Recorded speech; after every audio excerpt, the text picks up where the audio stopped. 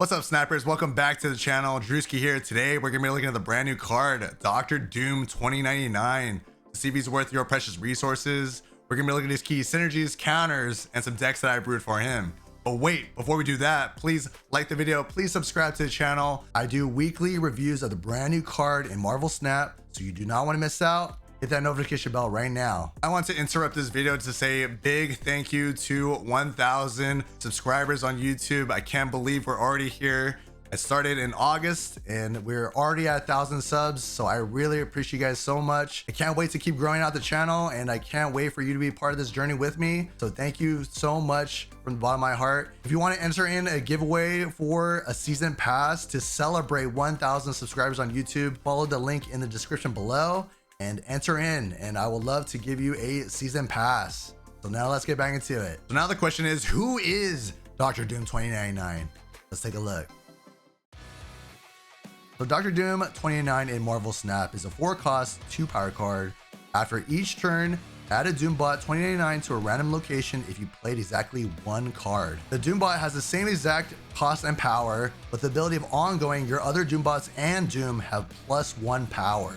So I think the card has a great amount of potential to grow out in power and spread that power into different lanes. So you can use the Doombots to power up Doom and Doom 2099. You can flood the board with a lot of power. The amount of power that you can spread is immense. All right, now let's take a look at some of the pros and cons about Doom 2099. Let's take a look.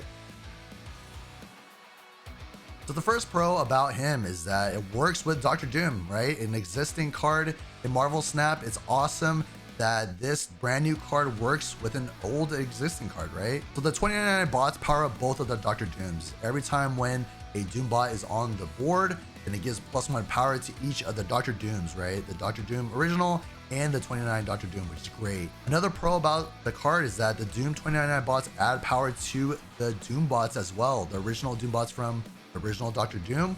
So the more Doombots you have on the board, Dr. Doom bots will love it. Another pro about the card is that the bots can reach bad locations, right?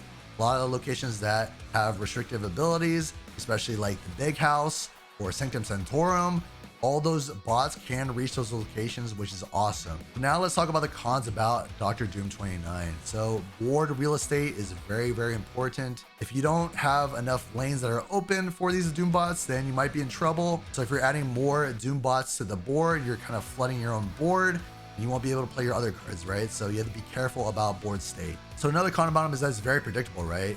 A lot of decks that will feature Doom 2099 will probably be very greedy. So it's going to be very predictable on how to counter those decks. And another con that I want to bring up is that it's an easy counter, right? So it's very predictable. They're going to know, which lane that you're probably going to be playing the Doom. So, Cosmo is a thing, right? So another con about him is that it's very linear, right? You're going to know that the person's going to be playing one card per turn, or you're going to know which lanes are going to have the Doom bots. So it's going to be very predictable for the opponent to know what exactly you're going to be doing. All right, now let's take a look at some of the synergies and counters for Doom 2099. Let's take a look. So the first synergy that I want to talk about is Dr. Doom. Of course, the original Dr. Doom, his Doombots will work with the brand new card of 2099 and the Doombot 2099 bots. So definitely, that's a great synergy right there. Wong, of course, is a great synergy with Dr. Doom 2099, allowing more Doombots to be spread out to different lanes, and you'll reap the benefits of all those Doombots on the board, right? Sandman's a great synergy with this as well, because you're going to be wanting to play one card per turn, and of course you want to limit your opponent as well, right? So Sandman's a great synergy with 2099. So now let's talk about the counters of Doom 2099. Cosmo is a great counter for 2099. It doesn't really counter him directly, but if they're running a greedy Wong deck, then Cosmo is a great counter to that. Another counter that I want to talk about is Shadow King.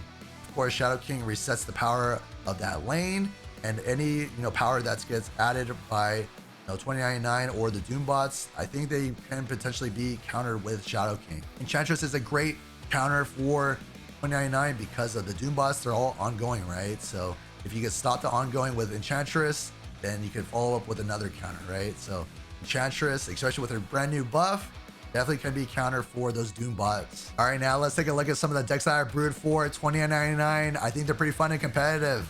Let's take a look. So the first deck that we have is called Doombots Everywhere. So the ideal goal of this deck is to be very greedy with the Doombots, flood every lane with all the bots.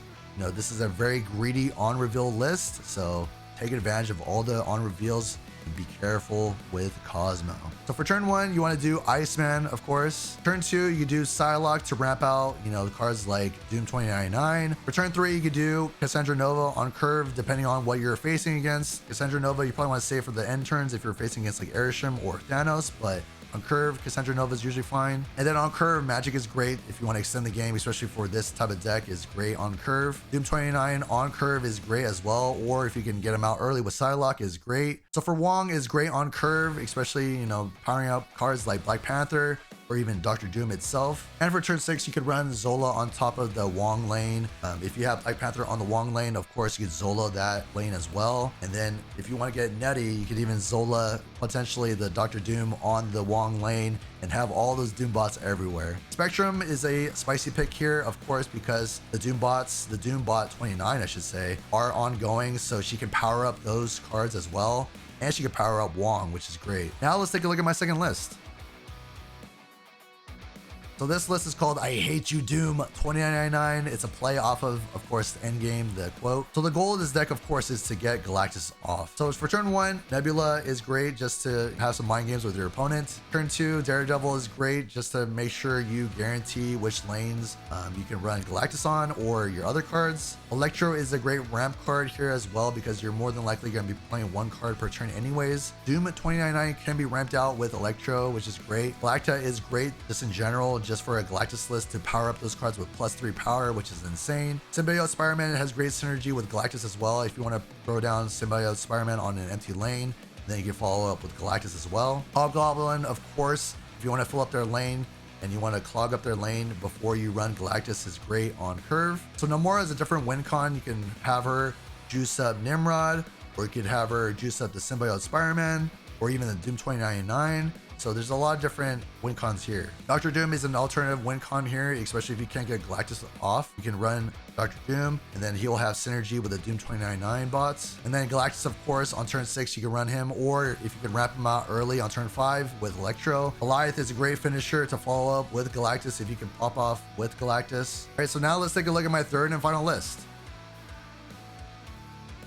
So this list is called I Don't Like Sand 2099. It's a play off of the meme of Star Wars. So the ideal goal of this deck is to flood the lanes with Doombots, the Doom 29 bots, and the Dr. Doom bots, and then juice them up with Patriot and reap the benefits of all the bots that are in this list. So for turn 1, Nebula is great. So for turn 2, Dazzler is great on curve. Jeff is amazing as well. If you have really bad locations, then he's great on curve as well. Cassandra Nova is great on curve, especially, you know, depending on what you're facing against, but you can definitely run her on turn 3. Mystique, you would definitely want to save for Patriot. Mystique is really great to copy, you know, Blue Marvel or Super Skrull or, you know, Patriot itself. Patriot is great on curve as well, especially to juice up cards like Doom 2099 bots, Dr. Doom bots, and even the Ultron bots. Dr. Doom 2099 is great on curve, especially if you want to get, you know, those Doom bots rolling. Super Skrull is a great counter, especially if you're facing an ongoing list. Blue Marvel is great to just juice up the power of the, you know, the bots. Sandman is great in this list as well, especially as a counter, just to slow down your opponent,